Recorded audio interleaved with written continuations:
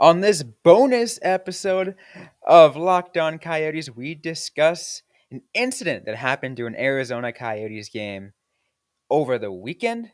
Plus, we discuss hockey culture right here, as all the violence that it comes with. On today's episode of Locked On Coyotes. Your Locked On Coyotes, your daily podcast on the Arizona Coyotes, part of the Locked On Podcast Network. Your team every day.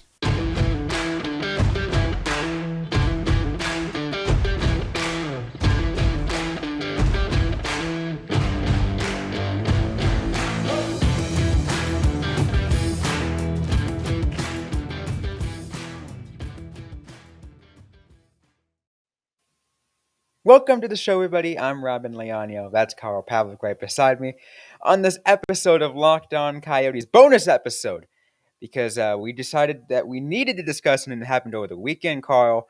A very unfortunate thing if you're a hockey fan, because we're discussing. We've had discussions of hockey culture in the past, mainly when it comes to racial slurs, everything like that. But one thing we didn't address is glorifying violence, Mhm. and that's what happened over over this weekend.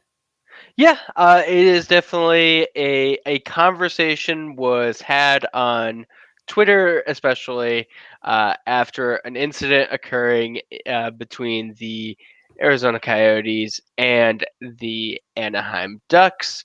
And it was less about the incident itself and more about the commentary provided by Bally Sports Arizona's Tyson Nash, the I mean, Coyote color commentator.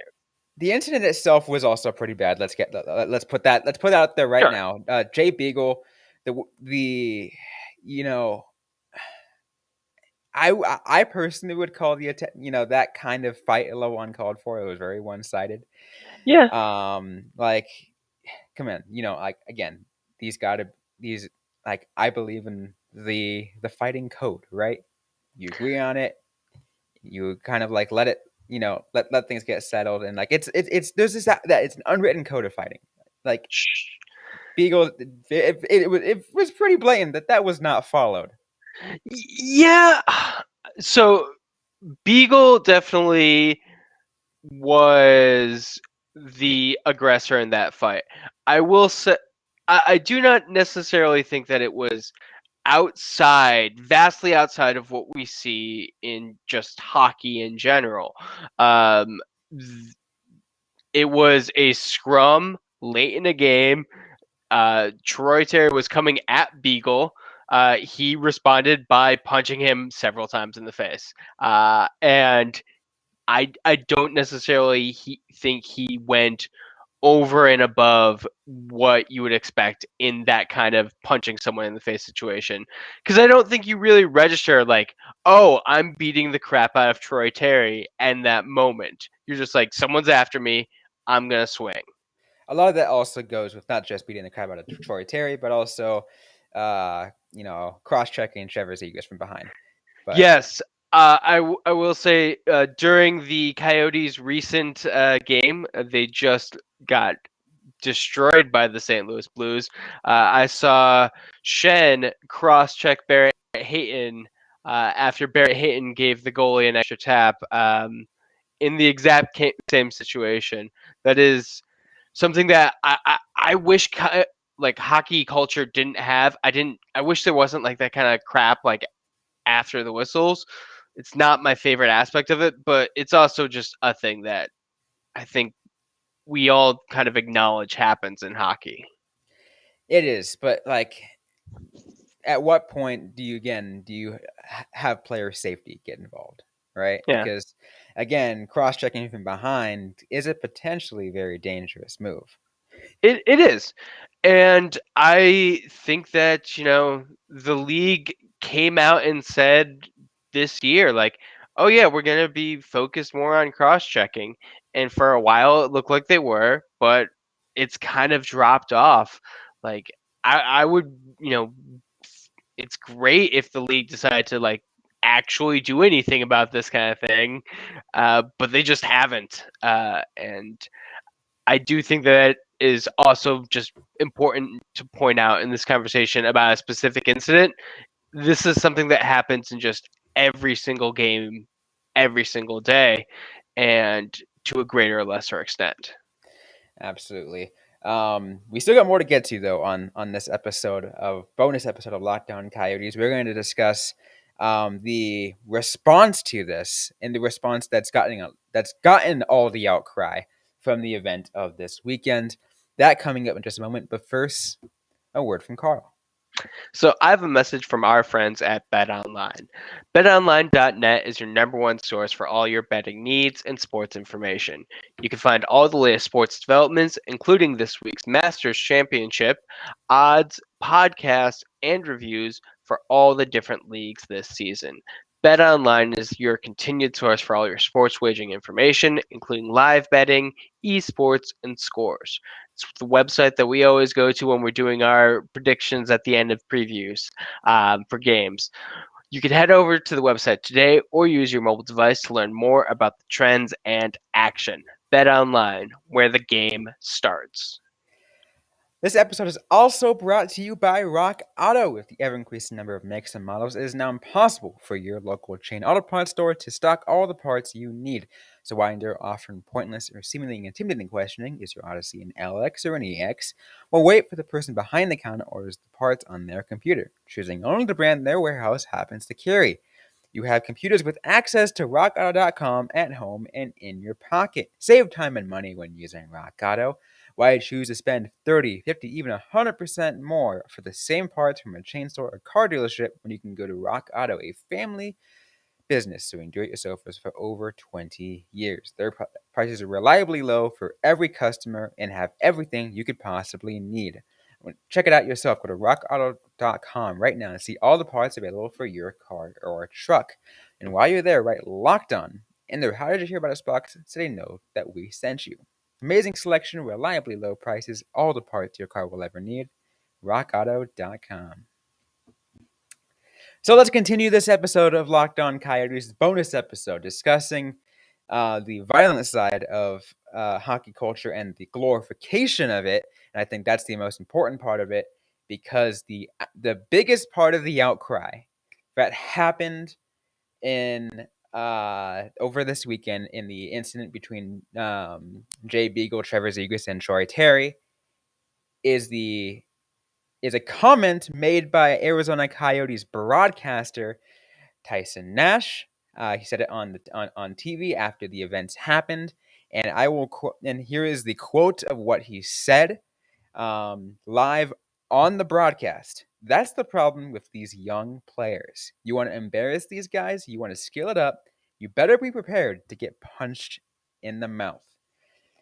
And that's pretty much him. Kind of like saying like, yeah, like essentially giving Beagle the go ahead. It's like, yeah, like you can do this because like the Ducks are showboating. Like, come on, like Yeah, that is essentially what he is saying. And he is saying it in the absolute worst possible way. I can understand a situation where, like, I can see a version of that quote that sounds better, at least. I do think it goes back to, like, the issue is also that this is just a part of hockey culture, that there is an expectation of, like, hey, if you're being beaten badly, sometimes it's okay to just get physical with teams, and we're also going to see that in the playoffs this year. So I don't like Nash saying it. I don't like him saying it as blatantly as he is, but I think he is also speaking to an element of truth in the culture that we should be actually addressing too. he's and he is again he is speaking truth in the sense that this is again it is what we see, and it's Yeah. not it's unfortunately it is what we see because again like yes, hockey players they're gonna get frustrated and they're gonna play within the bounds of the rule book, which technically this like it was. It shouldn't be, but it Yeah. was. I mean, here's what happened. Jay Beagle cross-checked. He was issued a penalty for cross-checking. I think he did a really good interview that's not talked about as much. Beagle talking with, I cannot remember who he was talking with before the game, where he's just like, yeah, no, I saw him. I saw he took an extra whack. I gave him a cross check. I expected to get the penalty for that cross check, but Hmm. it's what you do. And like I said earlier, in today's game, we saw a Blues player cross check a Coyotes player. It's what you do. It's the and to me again though, it's that second part, right? Yeah. It's applauding the second part in having a one-way fight. Yeah. Again, as I said in the first bit, I am very pro code, following the unwritten code in fighting in hockey. Yeah. I mean, I I'm gonna be honest. I didn't think there needed to be a fight in general there. I didn't like the fact that Beagle just immediately went after, or not went after. He responded very strongly to Troy Terry. I want to make sure I use my words very carefully in this. I do want to just kind of say, because we are talking about the backlash of this, associating that fight with the lacrosse goal earlier in the game, I think is completely off basis. I do not think that that is a thing that should be connected, and I'm seeing it connected a lot. And I don't know if that is like people attempting to provide motive for Jay Beagle doing it that I don't think he had. I think it was No. about the situation in hand. Yeah. Yeah, especially because yeah, again, the moments were completely different sides of the game, and Yeah. all things like that.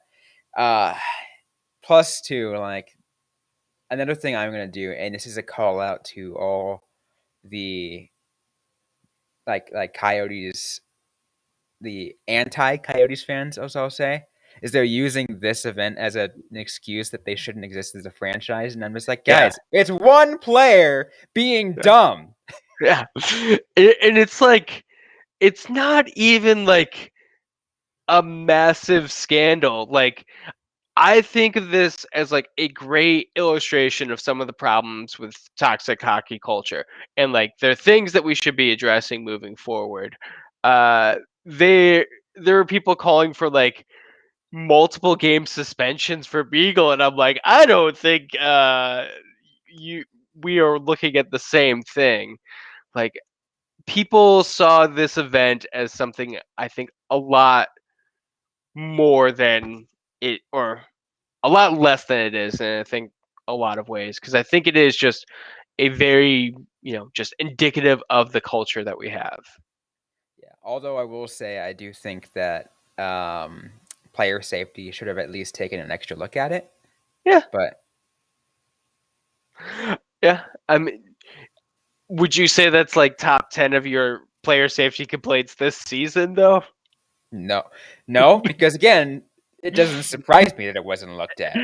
Exactly. Like, there are so many parts about this where it's like, yeah, we should change just a lot of things, and make a lot of things better. And hey, maybe we like wouldn't have this kind of crap, but there's a lot of work that needs to be done. It's more than just this. So if your take on this include the word arena, you just had a bad take.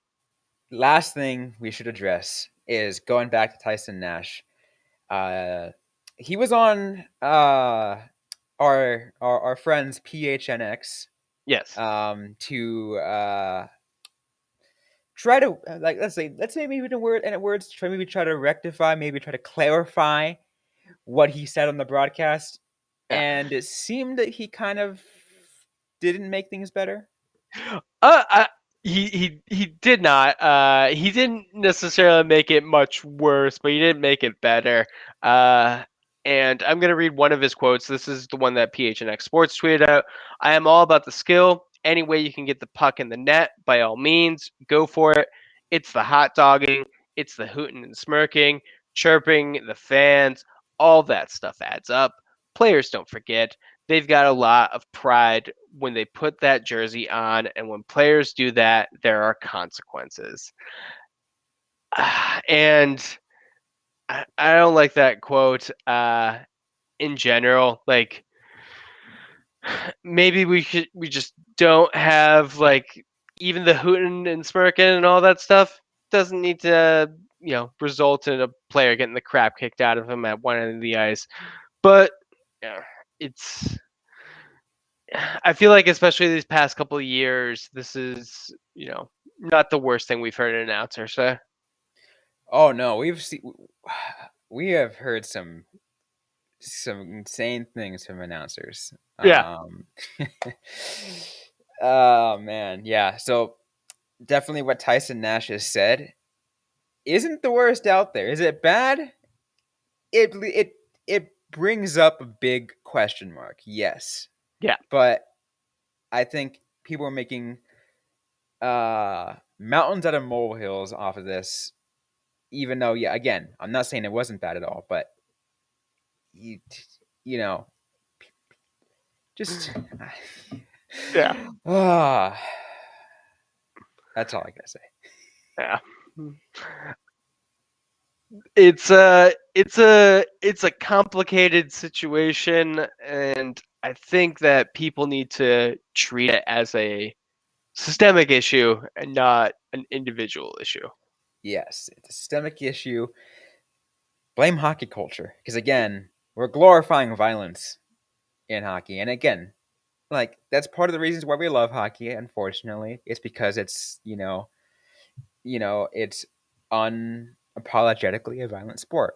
Hmm. But there's got to be a line. Hmm. I agree. Anyways, though, we're out of time of this bonus episode of Lockdown Coyotes. If you like what you heard, don't forget to leave a review, like, comment, subscribe if you yet to already. We're available everywhere you get your podcast, including on YouTube. Don't forget to interact with us on social media, facebook.com/LockedOnCoyotes, Instagram at LockedOnCoyotes, and on Twitter at LO_Coyotes. I'm personally at Robyn_Leonio. Carl Pavlik is Carl Pavlik FFH. Interact with us, ask the question we might answer right back or in a future episode of the podcast. Thanks again, everyone, for listening to today's episode. Now, go ahead and check out our full episode as we that also posting on this day as we discuss the Coyotes' loss from last night's game, as well as another bonus thing of hearing what's going on in Coyotes news. That will be on the next episode of Locked On Coyotes, so be sure to stay tuned. But thanks again, everyone, for this one. Hope you guys are staying safe out there. Hope you guys are staying healthy. And don't forget to howl on.